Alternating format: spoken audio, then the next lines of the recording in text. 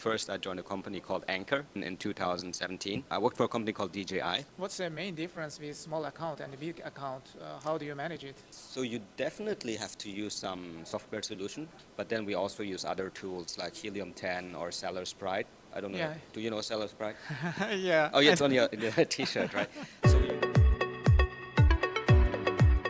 Hello guys, today our dear and special guest is Chris. Chris has a lot of experiences related to Amazon, e-commerce, China, a lot of. And he is one of the biggest account manager, e-commerce specialist I have ever seen. Welcome Chris, how are you? doing very good, and many thanks for inviting me today to this session, Yalchin. And thank you for accepting. Actually, I met with Chris in meeting in Shenzhen. We both living in Shenzhen, China, and then I asked him to meet in the restaurants, and we met, talk. Now we made a decision to record the podcast. Okay, let's go. And could you give a little bit background about yourself, what you have been doing, where you worked previously? Because he has really very rich experiences. Let's go ahead, Chris. Okay, so originally I'm from Germany, but I came to China in 2009, and then eventually I started entering the e-commerce sphere in 2012. So first I joined a company called Anker. You probably have heard about them. Yeah, yeah. When we started on Amazon, Anker was second biggest company on Amazon. Yeah, so I mean 2012 they were quite small. We were like 100 people. I moved to a city, it was called Changsha, right? And Yeah, this yeah. is where the headquarters used to be. And we were 100 people. I think in 2012 we had 80 or 90 million US dollars revenue, and now they have I think 6,000 people, and the revenue is maybe it's even 2 billion or so. So it grew a lot. And I was there. First, I built up the Amazon German Yeah, yeah, yeah. channel there, and then I also helped them to get into the US retail. So I brought them into Staples, and I was with Anchor for I think 3.5 years. And then later on, I came to Shenzhen in 2017, and there I worked for a company called DJI. So they do like drones. Yeah, yeah, guys, you also should know DJI is the biggest, I think, drone company, commercial drones, right? Yeah, I think the market share is I think 70%. So they like pretty much have a monopoly on commercial, like those consumer electronic drones. Yes, yeah, yeah. DJI is also one of the biggest Amazon, as far as I know. Exactly, Companies. exactly. Yeah, because you know how much a drone is, right? It's like 500 to 1,000, or maybe more US dollars. So the drone sells for a lot of money. So, and they have the market pretty much. So I was working there first on the Amazon side of the business. We were doing Seller Central, Vendor Central, and then later on I was also responsible for part of the our own web store. We didn't use Shopify, but DJI, we created our own web store, so it was all in-house developed. Yeah, yeah, yeah. Just for DJI, what's the main difference between Vendor Central and the Seller Central, if you Okay, just mention? so for Seller Central, you open your own store, right? So you send your stuff into Amazon FBA, most likely, and then you sell it for yourself. If you go into Vendor Central, that means Amazon buys the goods from you and they sell it. So they're like a reseller for your goods, whereas Seller Central, you own the goods during the whole time. Okay, what tools you had, but FBA seller doesn't have? So back then, one of the advantages for Vendor Central was you could use the Amazon Vine program, so to get reviews from Vine reviewers. But nowadays, that's not really, because Seller Central also offers this. The advantages for VC would be, in theory, Amazon has more marketing power, right? They can give you access to like more marketing resources on the Amazon platform, more ad spaces, etc. And then the other, what they like to say is, customers, they trust Amazon more. So when they Yes, yeah, see yeah. it's sold by Amazon, Sold then by- the customers would trust it more. So that's the advantages, but there's also a lot of disadvantages. One of the biggest one is you lose price control, and this was a huge issue back then. So Amazon, when they see, for example, on Best Buy, oh, this product is cheaper, they would just adjust it directly. because it's their product, they can set the price, right? And this Yeah, caused so much trouble back then. And also so if you sell via VC, then you lose control over your price. That's one big issue. And the other big issue is for most SC sellers who go to VC, VC has a lot of fines. If you don't label correctly or if you deliver your products too late, etc., then you will receive a lot of fines. And this adds up. It could really cut into your margin. What about the payment? How is the payment? For example, it's sending once a month, or Amazon pay you as a bulk money? It really depends. And this is also a thing a lot of SC sellers don't know. When you start with Amazon VC, you have to negotiate your contract. And this includes payment terms, or Amazon wants to give you like marketing development fund or these other things. And so I don't remember for DJI in Amazon Japan, I think we had net 45 EOM. So by the end of the month, after 45 days, they would pay you. But in USA, I think we had 30 or 60 days. So you can all negotiate that. And well, this is what you should do. Yeah, okay. And now something private label sellers always think, VC is better, but what you said is kind of the private label seller, third-party sellers maybe has a better chance. And nowadays, if you want to get into VC, Amazon has to invite you. And I think last week or last 2 weeks, there has been a lot of things happening with VC. So a lot of VC sellers, smaller ones, I think for the US, if you're below 10 million US dollars per year revenue, they have received emails from Amazon that their relationship will end on November 9th. So Amazon is cutting a lot of VC sellers at the moment. They only want to focus on the big ones. Yeah, actually, it's kind of good. As we know, majority of the VC sellers' price are pretty down, and it's difficult to compete with them. Yeah. Because Amazon gives much more advantages to them, and the VC, oh my God, always Amazon VC has better sales and much more than average marketplace. Actually, it's good for third-party sellers. It could be, yeah. Let's see how it plays out, but let's see how the market. I think for VC sellers, for the short term, it will be a bit difficult because now they have to open an SC store, and maybe they already ordered products, and it's now Q4, so they have to solve this problem. It's kind of messed up. Yeah. Especially Amazon, this decision is going to start in, you said November? Yeah, from November 9th on, it's ending. A lot of contracts are ending. So it's exactly like the Q4 time, Exactly. peak season. Yeah. Good luck. Good luck. Good luck. And then now let's go to the next one. Nowadays, I know you are managing big PPC accounts, and as far as I know, once Chris said, if it's not secret, he is managing almost 100 million ad spend on Amazon. So now I work with the company. It's called Thrasio. It's you maybe heard about it. It's still one of the biggest aggregators in this space. It was started 2018, and then it grew very, very quickly during Corona. And now I joined the company 3 years ago. First, I helped building up an operations team here in Shenzhen, and then later, about 1.5 years ago, I also built up one of the advertisement teams, or the advertisement team here. So we do like Amazon ads, PPC, etc. for the China managed brands. So Thrasio as a whole has a lot of that, but so I'm managing part of that ad spend. Yes, yeah. How is going on in that big scale?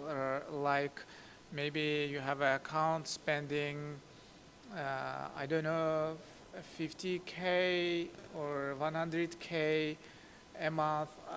What's the main difference with small account and big account? How do you manage it? So you definitely have to use some software solution to Yeah. look at that. And for that, For instance, we're using Power BI. A lot of data goes into that to help us visualize and optimize our ads. But then we also use other tools like Helium 10 or SellerSprite. I don't know. Yeah. Do you know SellerSprite? Yeah. Oh, yeah, it's on your T-shirt, right? So we use these tools. In SellerSprite in China, it's very popular. And then we had, I think we used Jungle Scout before, and we have Data Dive and various tools that we use to help optimize our ads. So let's go to ask some PPC question because our audience also now the PPC is maybe most cost-consuming process on the Amazon. And do you think PPC ads have better conversion or organic? Like there is a traffic organic and the ads traffic to Yes. product. Which one do you think has better conversion rate? The bad thing is in the Amazon backend, you cannot directly see it because on PPC side you have clicks and then a Orders. certain, and then on the organic side it's slightly different, right? You have sessions there, and on their side you have clicks. So you can never compare 100%.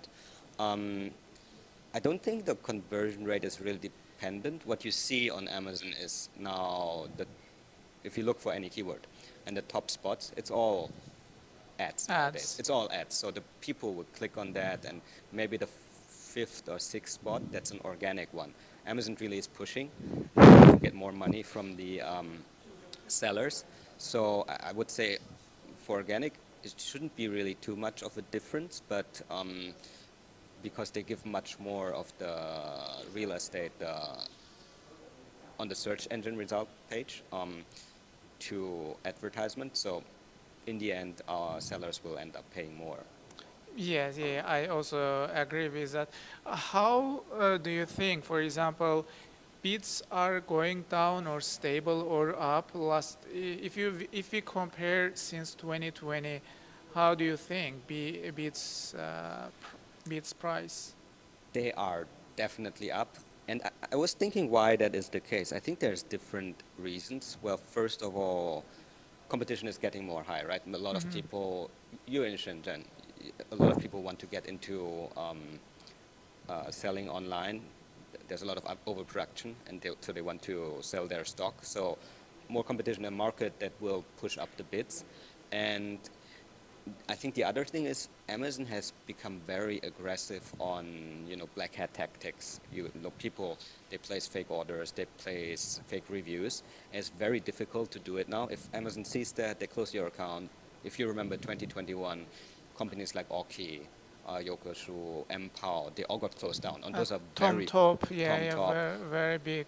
They were all closed down. They had like billions of revenue, and Amazon wasn't afraid to close them down.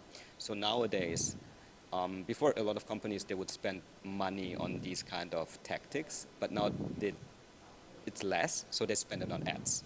Yes. And this also drives ad spend up. So I would see, from what I see in the market, ad spend is definitely up.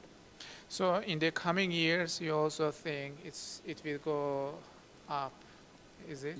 Yeah, I would say so. Yeah, if you go back, maybe 5-10 years, I think. When did they start? I think Amazon ads started like 2014. So back then, before that, it was all organic. And then nowadays, if you have like 40-50% of your sales coming from ads, it seems to be quite normal. Just you have to spend a lot of ads. Yeah, actually, you answered one more question, and I wanted to ask that. For example, I have my own brands, 2 brands, and also I'm working factories from Turkey. Recently, we started 2 more. It's kind of 50-50. 50% sales are coming organic and 50 from ads. And for big accounts, how is the distribution between organic and ads? I think on average you can see that. Of course, it depends on your brand. If you have a more niche one, not much competition, then you don't need so much because there's less. But for very huge competition, where you cook up to 70% or 80%, that comes from ads.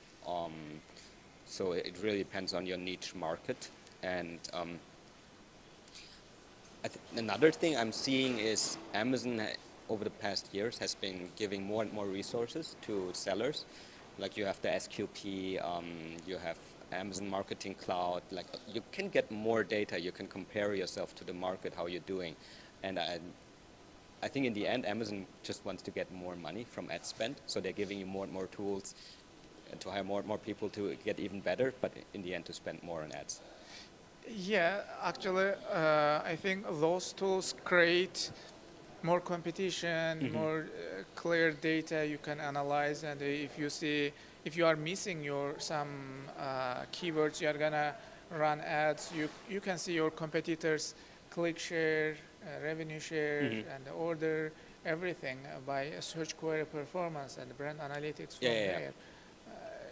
I think it's creating more competition to ads. Yes, and not just the Amazon ads, but there's Amazon attribution, and they have the brand referral bonus.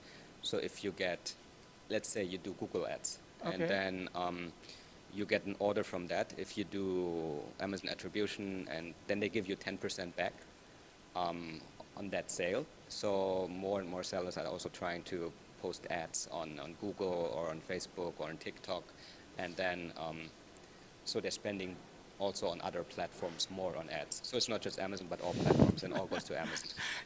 Yeah, that's the power of Amazon. Amazon pushing the sellers to go to do ads even. Exactly, to get more traffic from those as well. Okay.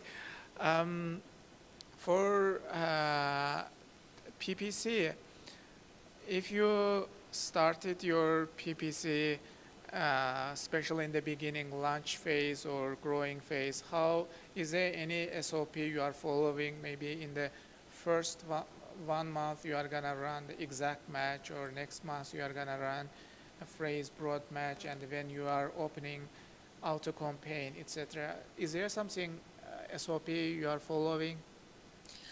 I think the general, we do have some SOP, but in general, of course, if you have a new product, you're gonna spend a lot on ads, right?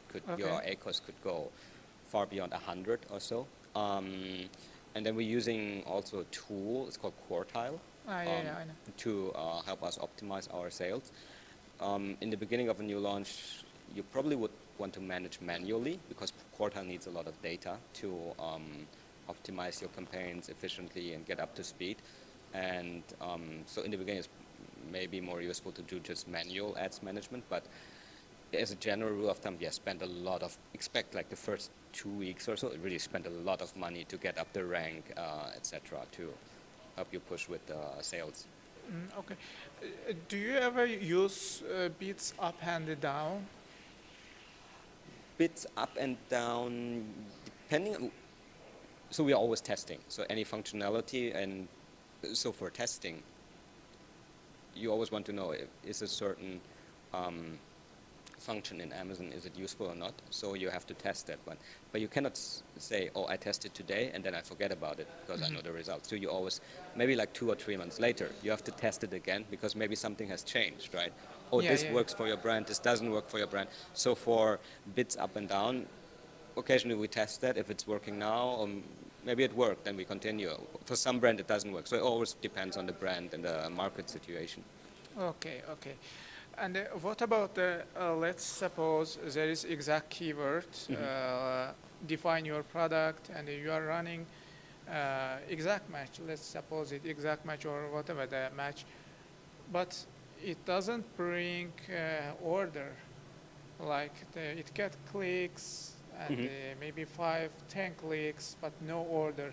Is there something you are going to decrease bid, or just pause that campaign or that keyword after how many clicks? Is there something? Oh, okay, I see. I think for 10 clicks, it wouldn't be enough yet. Depending on the situation, maybe you would look at maybe 50 clicks or 100 clicks. But if you don't get orders for a specific keyword, maybe the keyword is wrong, right? It could be unrelated or so. Of course, then you see that. Or maybe it's some issue with the product, maybe bad reviews or so, or the price is too high. So we would always have to check what's the reason there. And for exact match, that's one case. For the other matches, like broad, what I've been seeing in the market, Amazon broad is going really broad. So they're using this technology, it's called Cosmo. Sorry? It's called Cosmo. So Cosmo. yeah, it's an AI Mm-hmm. that so what it does, it tries to look at a customer looks for something. Let's say, what was the example? Anti-slip shoes, right? And oh no, so they're looking for, let's say, shoes for pregnant women. Shoes for Pregnant pregnant women. women. So Okay. Cosmo will look at this and then it will understand, oh, what this person actually wants is anti-slip shoes. So you are very stable when walking. So it Okay. will try to identify the situation a user is facing, and based on that, it tries to give you suggestions. And so this is what Cosmo is doing. So and connected to that, um, when you go into Amazon now, you type in something, and Amazon Okay. will give you a lot of suggestions, right? Okay. Even very long tail ones. Okay. And what we see is that, for example, phrase match campaigns are now behaving more like broad match campaigns. So you see much broader keywords coming in. So for example, we have one saxophone product, and the broad match campaign would deliver on a keyword like piano or drum. Oh. So that's, if you're a human, you know, it's completely unrelated, but then this Cosmo, the whole AI will think, oh, it's an instrument. So you will see more and more clicks coming from very unrelated campaigns, especially for phrase match and for broad match. So what I would suggest as a seller, really focus on exact match campaigns just to avoid and then negate, like really constantly negate, because Amazon is now testing this Cosmo AI. And so for the period while that is running, your ads, what I see is becoming quite inefficient. So, does the, for example, those sellers have controlled AI side or not? You cannot control the AI. What you can only do as a seller is well, try to run as many exact match campaigns as possible. And for phrase match and broad match, try to negate, you know, keywords that are not performing well. Oh, okay, okay. Yeah, yeah, yeah. I understand. Okay, let's go to next question. Maybe then we can finish. What do you think these aggregators world? Nowadays, I believe the evaluation for exit is a little bit down in compared to 2020, 21. So in the future, coming 1 year or 2 years, or maybe coming 5 years, these multiples will be up or down, or how do you think this aggregators world? I think so this was 2020, 2021, it was crazy, right? You could Yes. buy like an Amazon store and the multiples, they were insane. This has definitely come down. And I think now the market, if you look at the market, right, Thrasio went through Chapter 11 bankruptcy. It's already finished. Now we're good again. But you see SellerX, I think the investors want to get rid of that, whatever they had. And also the others. There's bad news coming throughout the whole market. There was a Chinese aggregate called Nebula. Yeah, yeah. They, I don't know exactly what happened, but they are gone. And I think the founder ran away. He left China. So it's a lot of shady stuff was happening there. So this model, investors are now very cautious about this model. They're probably not willing to do it again. I think this model has a chance, but if you are an aggregator, you probably really want to focus on a certain category and then try to be like owning the whole first page for a certain keyword or so, or category of the search result list, and then you can control the prices better, etc. But I think before, a lot of aggregators, they were acquiring products from very different categories, and Yes, that's yeah, very yeah. hard to. You have to so many supply chains, Yeah. and your product teams, and you know logistics, so many factories you have to deal with, and they have no synergy. So that's a huge challenge to manage that properly. So I think the industry will learn from all these mistakes, and then in the future, I think it will come again, this aggregator model, but hopefully better. Yeah, yeah, I agree with you. Like I even remember back to 2020, that time there was a lot of news about even Thrasio. Mm. They acquire in 3 weeks, they acquire two brands, new brands every Mhm. time. And in 2020, there were a lot of money because of COVID, and Yeah. they are pouring the money for Amazon private label brands and Mhm. etc. Even don't think efficiency, but nowadays aggregators are also very focused about what they are buying, how is the brand future. They are very cautious, as you said, Yeah. and should be related products, because if one is supplement and one is clothing and Mm. one is the private label normal products we are doing from China, it's very difficult. Even nowadays, I started clothing category because of my the clients from Turkey. Mhm. It's very difficult. Maybe there are 100 SKUs.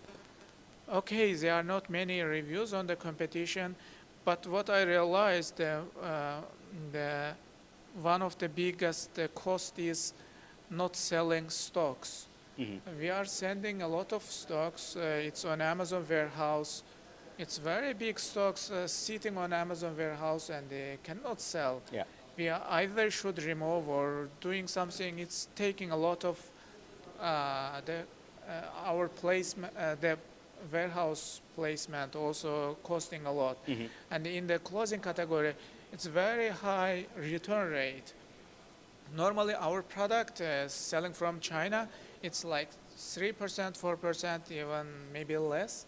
But in clothing category, it's one of the biggest cost return, how you should handle return and throw away or back to Amazon. Amazon will fulfill to new customer. Mm.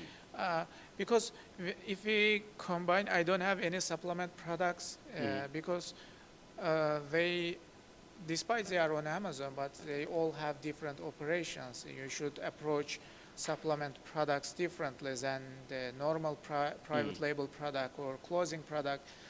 In terms of all those, yeah, it should be difficult to manage this kind of stuff for aggregators Mhm. to.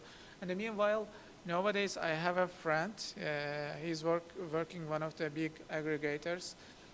They acquire or just buying stocks. If you have the the products selling well in USA, they agree with you. They say, okay, we sell your product in Europe. Mhm. They are taking same ASIN, same product, buying product from you from China, and they're selling in Europe. Okay. This is another evolving model. Even it's my friend Klim. Klim, say hello from here. Um, this is another model one of the aggregator company doing. That's all. But I I got happy when you said in the future aggregator model will evolve in Yeah, I think hopefully so. It will better. come again, like aggregator 3.0 or something. Because nowadays now this profit is really shrinking down, Mhm. and our main goal is that to have exit 1 year, 2 years later, and get all the money that time, because profit is really shrinking down, Mhm. smaller, and we think, okay, no problem. We don't need to take profit from here. Just invest whatever the getting from Amazon, then ultimately sell and get all money Mhm. once. And if you think like that, they will be 2.0. Yeah, that would be neat. Yeah, I think there could be efficiency gains for an aggregator, and then they can save on costs or so. So there could be, in theory, an opportunity again. Yep, there is always like the line graph going up, then go down, and the second time it's going up again also. Yeah. It's something curve, I forgot, but not that high, but it's definitely hopefully will go, I think so. Yeah. Yeah. hopefully. Okay, thank you again. Is there anything you would like to add? I think that's good. Well, happy selling. Happy selling. And meanwhile, I don't know, guys. Chris is in China. I'm gonna ask his Instagram or YouTube channel, or he has Chinese channel. Meanwhile, Chris speaks very well Chinese, and even we go to meeting, and I ask some of my Chinese friends, "Do you understand Chris is foreigner, not Chinese?" They said no. Even Chris speaks very well Chinese, and the Chinese people don't understand. He's not native. He's German. You can follow him in Chinese channel if you would like. If he has the Instagram, YouTube, or whatever the channel, we are gonna add in the description. Okay. You can awesome. check out. Thank you again one more time for your time. Let's do Thank that. you guys. Thank you.